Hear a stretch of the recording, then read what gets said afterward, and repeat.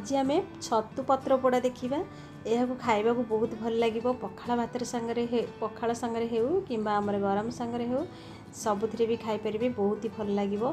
आमर पूरा यहाँ पाड़ छतु मुझे आपण मानक आज करके देखी बहुत ही टेस्ट आसो। देखूँ केते सुंदर देखा जाउची। चलतु रेसिपीटी एवं आम स्टार्ट करवा।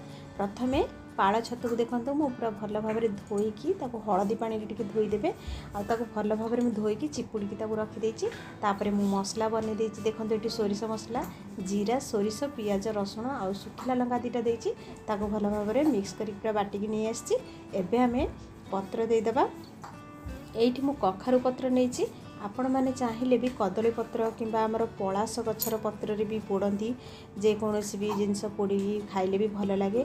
मुझे कखारु पत्र भी नहीं कखारु पत्र भी धोईकी रखी बड़ बड़ पत्र साइज नहीं आउ छतु को सब ये देदेले। आम हलदी गुंड देदेबा लुण देदेबा स्वाद अनुसार लंका गुंड किसी देदेबा लंका कम देवे कहीं मुझे सुखिला लंका बाटी जदि आपण मैंने सुखिला लंका बाटी नथिबे ताहले लंका गुंड आपण स्वाद अनुसार दे पारे। आम सब ये मसला को देदेबा जो सोरिष मसला को बाटिकी रखी बर्तमान आम कौन करवा ये जीरा गुंड देदेबा। मुझे जीरा गुंड दे नी से जीरा गुंड टी देदेली तो जीरा गुंड टी देदेबे। आपण मैंने चाहिए भी गरम मसला ये पारे।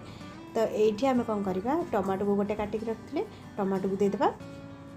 टमाटो देले बहुत भल लगे टेस्ट भी बढ़िया आसो। आ गोटे दुईटा पियाज को एमती काटिकी मो स्लाइस एमती पतला पतला स्लाइस रखी आम पियाज को सब देदेबा।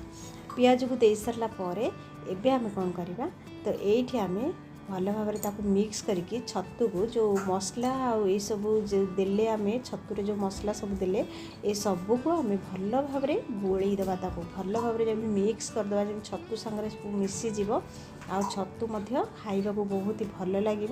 ये देखिपे आम भल भाव में गोलई देले ताऊपर आम कौन करवा ये सोरिष तेल गोटे चामच देदेबा तार बास्नाटा बहुत ही बढ़िया आसो। सोरिष तेल देले आपण मान पाखे जब सोरिष तेल ये नथिबो जदि सरी जाइतिबो ताहले रिफाइन तेल भी दे परिबे।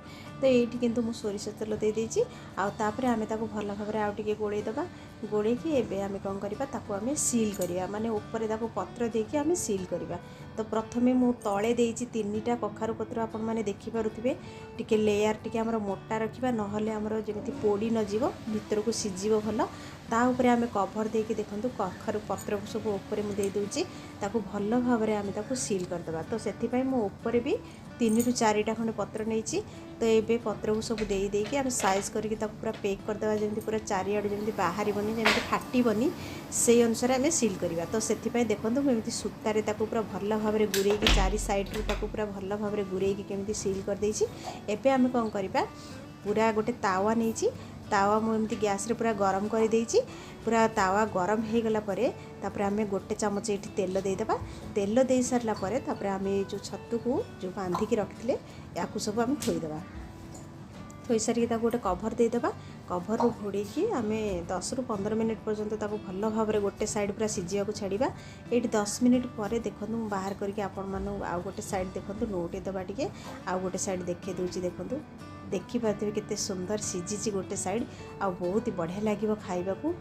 आपण मैंने निश्चय घरे बनईकी देखिए। ये आउ गोटे साइड भी मुझे बसई देती भी कभर देके बसईदेबा।